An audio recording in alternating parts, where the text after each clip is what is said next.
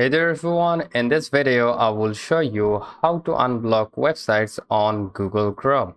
So let's get started. First of all, let me just remind you real quick that you can also use this trick on Opera Mini.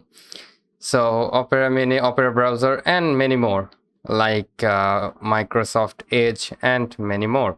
So first of all, what you can go to the website that is with ZenMat extension, VPN extension. You need to search for it onto your browser, and from here you need to select the Chrome Web Store. So go to that, and now what you need to do is to simply add to Chrome and add extension, and it will take some time to download the extension for you.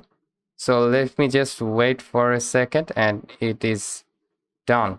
So from here, now on the right upper side you will see extension option. Just tap on that, and from here you need to pin it like this. After that, you need to go to that website. First you need to just tap on this, click on the close button, and now you need to select a country like United States. Just select it and then press it. As you can see, this is protection disabled. So how we can enable it? Just press on this icon right over here and you will be good to go.